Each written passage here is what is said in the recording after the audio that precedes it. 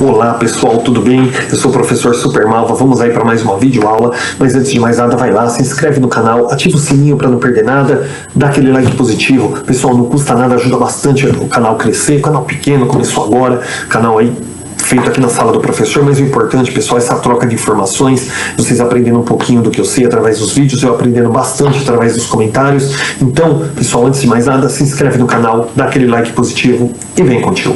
E hoje, pessoal, nós vamos ver aqui o tema da educação de jovens e adultos, saberes e fazeres. Educação de jovens e adultos, pessoal, a famosa EJA, ela é uma coisa parecida com o antigo supletivo, aí para quem é mais velho, mas o supletivo, o que ele diferencia a EJA do supletivo? O supletivo era uma coisa mais assim para queimar a matéria, eliminar a matéria ali, pegar o diploma para poder trabalhar.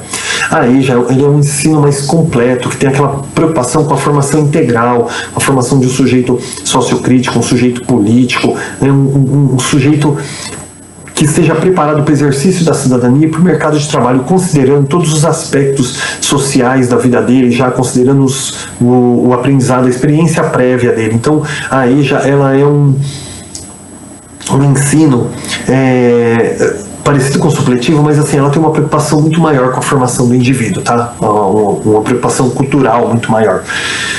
Então vamos lá, gente, o mínimo para você ingressar na EJA hoje seria 15 anos para o ensino fundamental e 18 anos para o ensino médio. Então houve uma redução aí no ingresso, por quê? Porque às vezes a pessoa tinha que esperar fazer 18 anos para fazer a antiga quinta série, então ele acabava atrasando muito.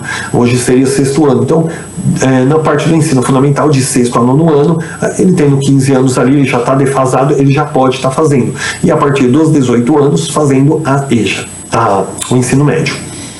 A EJA, pessoal, ela é uma modalidade de educação destinada a pessoas que não concluíram a escola, não concluíram o ensino na idade correta.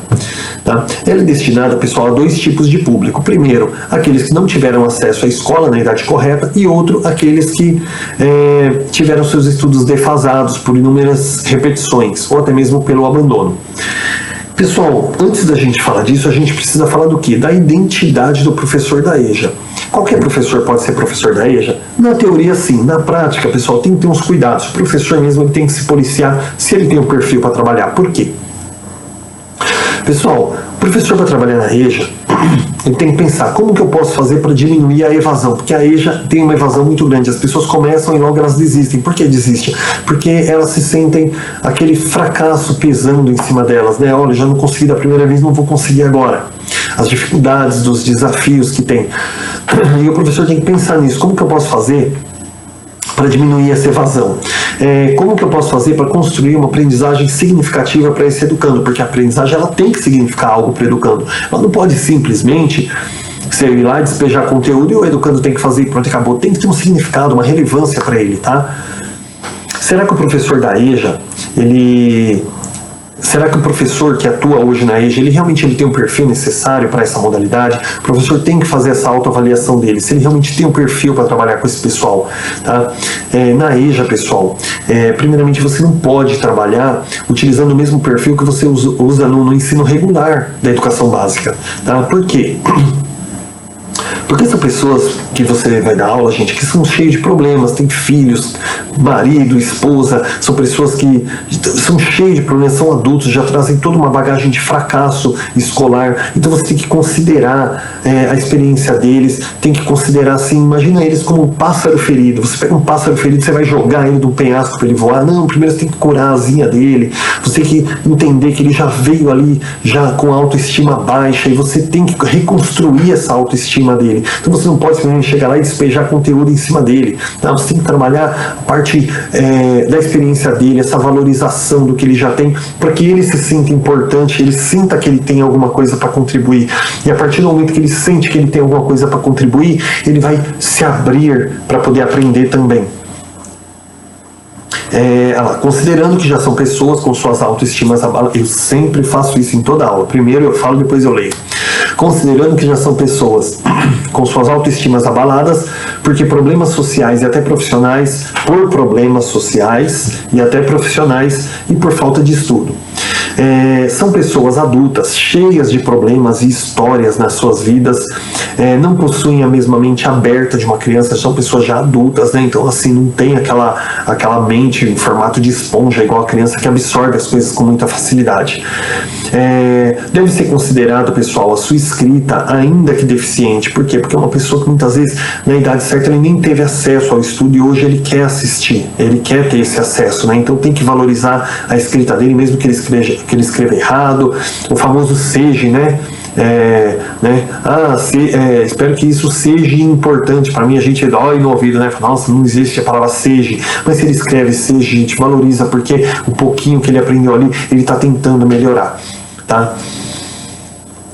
Deve ser considerado seus conteúdos já trazidos de suas vidas, ou seja, suas experiências. O ensino na EJA, ele já tem que partir dessa aprendizagem do aluno, dessa experiência, desse conhecimento prévio que ele tem. Deve ser considerado, pessoal, o seu aprendizado, ainda que mínimo. Então, como a gente falou, né, o pouquinho do que ele sabe ali, que ele aprendeu na escola, lá você tem que partir da, nossa, mas assim a aula não vai render. O que adianta você ter lá aquele excesso de conteúdos, aquele excesso de informação e não fazer sentido para o seu aluno? Eu já mencionei numa aula, vou mencionar mais uma vez. Eu tive uma professora, gente, que era muito bonitona e todo mundo gostava dela na escola. Naquela época eu estudava até à noite, que eu já trabalhava. Nossa, era uma professora assim, todo mundo gostava, simpática e tal, mas a aula dela, gente, era um verdadeiro horror. Eu já falei disso em outra aula. Por quê? Porque era uma professora conteudista. Ela conseguia ali passar 8 páginas ali com explicação e tudo numa aula de 50 minutos. Aparecia eu aqui do jeito que eu estou agora falando, mas eu aqui, pelo menos estou no vídeo, você pode pausar, fazer anotação.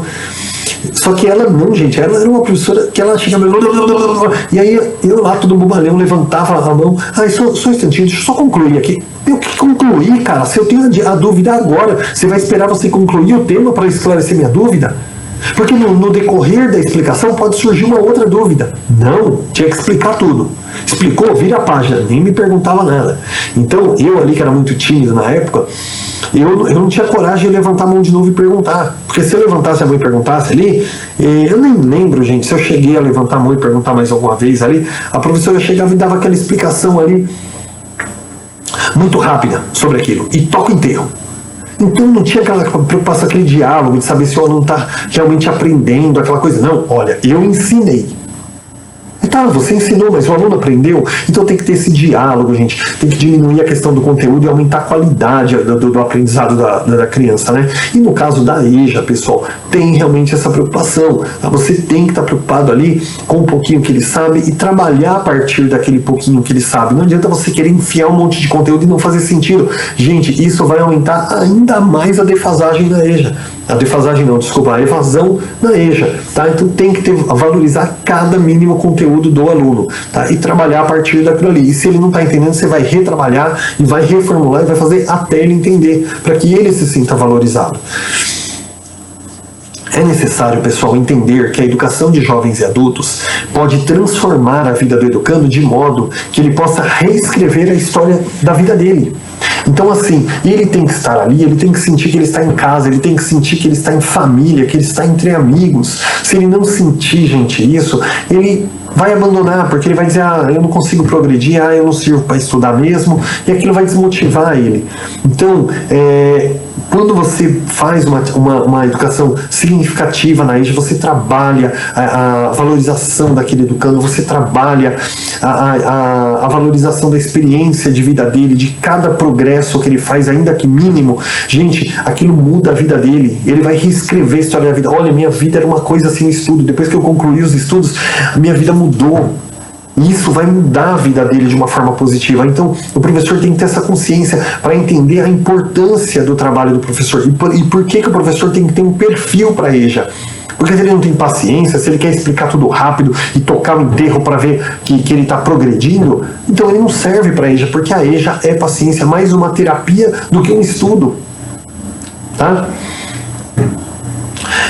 Os alunos, eles possuem, como eu já falei, uma autoestima muito baixa. E se o professor chega ali metendo conteúdo ali e ele não vai entendendo, ele vai abandonar. Aconteceu isso comigo na aula de natação. Eu queria aprender a nadar, nunca soube nadar. Eu acho que eu não sei até hoje. Eu sei bater os braços ali, mas se eu parar na água eu afundo. E aí eu cheguei na aula. Chegou ali na aula, o professor ensinou ali, nossa, eu saí mal feliz, né? Primeira aula eu já tava nadando. Chegou na segunda aula, ó, o nado cachorrinho. Aí no meio da aula, agora vai ser o nado peixinho, agora vai ser o nado tubarão, agora vai ser o nado dinossauro. E cada 15 minutos o cara mudava o estilo de nado. Eu não tinha nem dominado o nado cachorrinho, eu não conseguia acompanhar a minha respiração com aquela batida na mão ali. Eu não conseguia acompanhar aquilo. E o professor senta na madeira. Não, treina aí. Eu abandonei. Outra coisa também que aconteceu, eu malhei bastante tempo, aí chegou uma época, eu fiquei uns 3, 4 anos sem malhar, dei aquela engordada, voltei pra academia, cheguei lá, a menina começou a fazer exercício combinado comigo. Comecei a malhar, faz esse exercício, a hora que você for descansar, você faz o abdominal, aí você volta pra máquina, aí você vai e faz o abdominal. Gente, o descanso era exercício combinado. O descanso vinha outro exercício. Então, aí você cansava mais ainda. Aí você voltava para a máquina, já não aguentava levantar o peso. Aí quando dava ali o tempo da máquina que você ia descansar, você descansava fazendo abdominal. Então, eu fui em uma aula, joguei meu dinheiro fora, parei. Por quê? Porque foi colocado ali, gente, uma coisa que não dava para eu fazer. A menina viu que eu estava meio gordinho, acima do peso, e ela quis trabalhar um combinado no primeiro dia de aula. Eu morri antes de concluir o exercício e não voltei mais. Por quê? Se ela tivesse falado, não, olha, vamos devagarinho, né? Devagarinho, aí você vai progredindo, conforme você achar que tá leve, você me fala, a gente vai melhorando, vai inserindo um exercício a mais, vai inserindo uma série a mais. Não, chega lá, você já tá gordinho, fracote ali, desanimado. Aí você chega, a pessoa vai trabalhar um combinado, você não adianta, você não vai conseguir. Outra coisa também, crossfit também eu fui uma aula, não voltei mais. Pô, chegou ali, gente, foi 60 minutos de pauleira. A pessoa tem que olhar e falar, não, esse cara aqui tá meio acima do peso, ele não vai conseguir fazer aquele exercício. Dá uma coisa mais leve, aí o cara vai dizer, eu consegui fazer o crossfit, né? Conseguiu fazer nada. Fez meia dúzia de exercício. Mas aí ele vai melhorando, conforme ele vai emagrecendo, o corpo também vai se acostumando com aquela atividade física, você vai melhorando, quando você está fazendo um circuito completo ali. Agora, chega numa primeira aula, a pessoa ela senta a marreta em você, eu saí. E isso acontece na EJA, tá? Então, eles têm uma autoestima muito baixa porque eles já acham que eles não são capazes de aprender e tem que ter essa valorização, tá? Pessoal, eu gosto de contar historinhas, assim, exemplos da minha vida, porque vai fazendo com que vocês também vão lembrando de experiências que vocês tiveram, e isso contribui muito com nossos estudos para que a gente entenda o conceito. Sempre falo, não adianta falar de memorização, você não tem que memorizar aula nenhuma, você tem que entender o conceito. Se você entende o conceito daquilo que está sendo trabalhado, pessoal, aí você não esquece mais. Os métodos e as técnicas, tá acabando já, pessoal. Os métodos e as técnicas para estudar dessa modalidade, eles têm que ser diferenciados, ou seja, você não pode trabalhar da mesma forma que você trabalha com o jovem.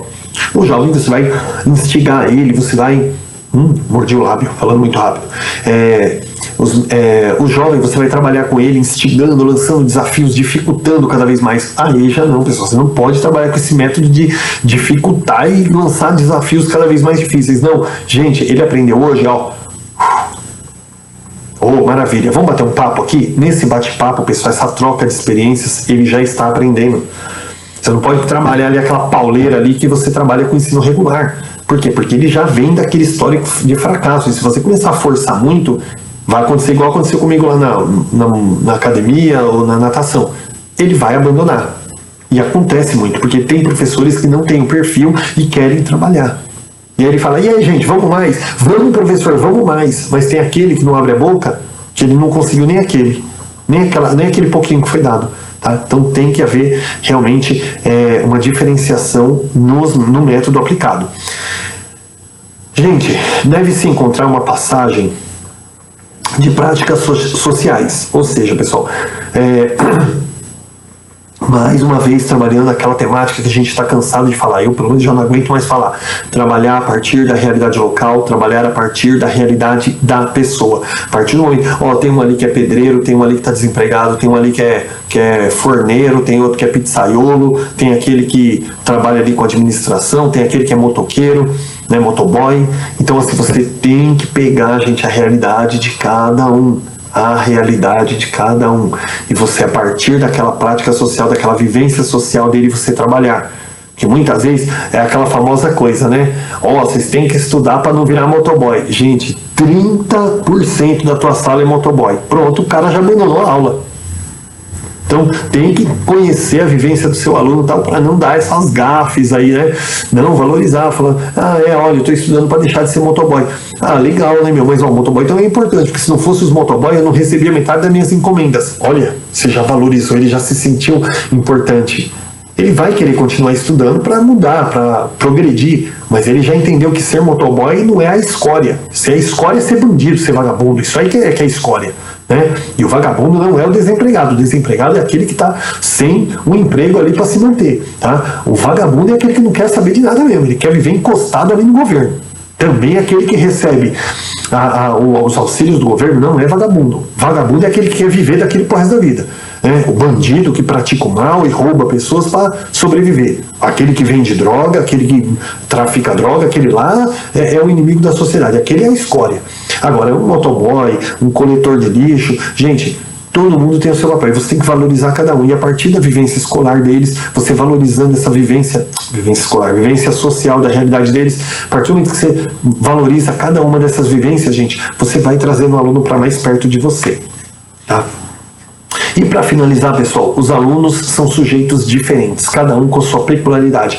Gente, tem que entender também, qualquer aluno, mas o da EJA em especial, eles não são robôs, eles não são iguais, você não pode trabalhar igual com todo mundo dentro da sala de aula. Cada um ali tem uma vivência, tem uma cultura, já tem uma cultura formada, porque já é um adulto, tá? Às vezes já é um adulto até de meia idade, com mais de 40 anos, mais de 50 anos.